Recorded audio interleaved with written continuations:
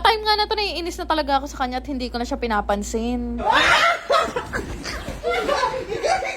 Nandito kami sa Tagaytay ngayon at meron kaming pinuntahan na park. Ito yung Brilliant Sky, kung saan palagi ko tong nakikita sa social media. Maaga nga kami nagpunta at sakto wala talagang tao kaya kami pa lang yung nakapagpatiket. Siguro around 8 AM pa lang to at ang sabi sa amin nila kuya, mga tanghali pa daw numarating yung mga tao. Medyo pabor kami sa ganitong oras kasi hindi kami mahihiyang mag-take ng mga videos. 5 rides nga yung pinili naming ticket at ito naman yung una naming tinry. Ang tawag nga daw dito ay electric unicycle. Bali pinasuot lang sa amin ni kuya yung medyo maangot na helmet. Tapos yung mga safety gears, inilagay na rin namin. Siyempre dahil first time namin magta-try ng ganito, tinuruan muna kami ni kuya at nauna nga si Bebu. Una nga, umuuga-uga pa siya, pero maya-maya din naman nakaya na din niya. Siyempre wala na akong choice, dalawa lang naman kami. Kaya ako na yung sinunod ni kuya. In fairness, sa umpisa, sobrang hirap niya talagang ibalan. Parang feeling ko kasi anytime tutumba ako din eh. Pero ilang minuto lang naman, medyo nakakapaka ko na siya at napapagana ko na ng maayos. Mga time nga na to, inaaya ko na si Bebu ng karera. Grabe, ang sarap-sarap ngang gamitin ito. Parang gusto ko tuloy umorder. Para ka lang nakatayo, pero kailangan mong i-balance yung katawan mo. Kaya madali lang talaga siya matutuhan kapag marunong kang mag-balance. Sabi, sobrang nag-enjoy ako dito. Tinapos talaga namin yung oras namin. Sobrang smooth lang nga niya gamitin. At kahit may baku-baku na, ang galing nga kasi nakakayanan na namin. Feeling ko talaga veterans na ako ng mga time na to. O, diba may pag-video pang naganap?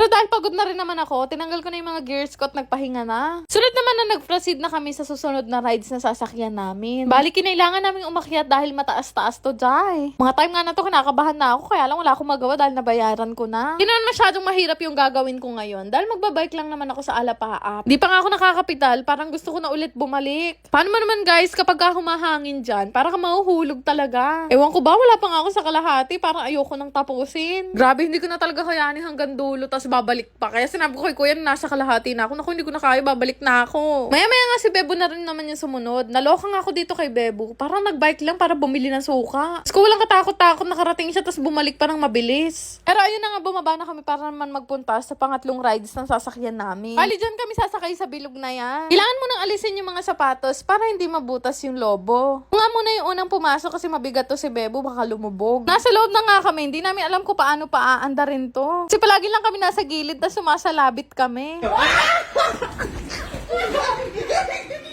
O diba ganyan siya kahirap paandarin at nakakahingal ng sobra. Eh sinabi namin kay kuya na hindi na namin tatapusin yung oras namin kasi pagod na kami. Pero ayun na nga, pang 4th rides na namin to. At dito naman kami ngayon sa Tubigan. Bali madali lang naman tong gamitin dahil magbabike lang naman kami. Joy nga nito kasi nakaka-relax dahil kanina puro mahihirap yung ginawa namin. Ang mahirap lang talaga dito ay umaraw bigla. Grabe, napakainit. Wala kaming dalang sunblock. Tapos kami lang dalawa talaga ni Bebo yung nagbabike dito kasi wala pang ibang tao. Dahil mainit na nga, nagsabi kami kay kuya na baka pwede magpalit kami ng sasakyan. O, di ba social namin, nakayati kami. Di ba jack nga lang. Enjoy kami mamadyak dito dahil super chill lang. Pero maya-maya din tinawag na kami ni kuya dahil tapos na yung oras namin. Meron pa kaming isang rides na sasakyan. Kaya naman nagpunta na kami dito sa train. Cute tong train na to kasi mano-mano siyang pagaganahin. Pinasakay na nga kami ni kuya at pwede na daw yung paanda rin kahit kaming dalawa lang yung sakay.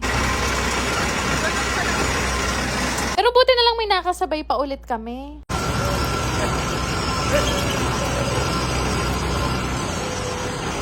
Grabe naman yung train nila dito. Maliit nga lang at mabagal. Pero kung makabanking, Diyos ko po. Pero in fairness, nag-enjoy kami dito kasi nadaanan talaga namin yung buong Brilliant Sky. Grabe, nakakaubos ng lakas yung mga pinaggagawa namin ngayon ni Bebo. Pero buti na lang talaga malamig ngayon dito sa Tagaytay. Gusto niyo bang kumita habang naglalaro? Download niyo na rin tong Phoenix game gamit yung link na makikita niyo sa comment section. Lapan niyo lang lahat yan para makapag-registered kayo at makagawa kayo ng account. Once makagawa na kayo ng account, pwede na kayo mag-cash in gamit ang inyong mga GCash account. 100 nga yung minimum dito, 30,000 naman yung maximum na pwede nyong i-cash in. Hindi nyo lang naman yung steps kung paano ako mag-cash in. Sobrang dali lang naman mag-cash in at pwede na kayong kumita kagaya ko. Once nga na makapag-cash in na kayo, pwede na kayo maglaro at ang dami yung laro na pwedeng pagpilian dito. Dito nga sa Phoenix game, totoong pera yung mapapanalunan mo. Ayan itong Crazy Monkey, tinry ko nga siyang laruin ngayon lang. Sobrang dali lang ng mechanics nito. Hihintayin mo lang naman na magkaroon na magkakamukhang symbols. Di ba sa isang roll, nanalo agad ako ng 6,600 pesos? Meron din naman ditong color game na super dali lang din talagang laruin. Sample lang yan ang paglalaro ko dito sa Phoenix Game. Para nga makapag-cash out, ilalagay nyo lang naman yung GCash account number nyo at yung amount na gusto nyong withdrawin. Di ba ganun lang ka-easy money dito sa Phoenix Game? Di load yung mapapanalunan nyo kundi totoong pera talaga. Kaya naman mag-register na din kayo sa Phoenix Game gamit yung link na makikita nyo sa comment section.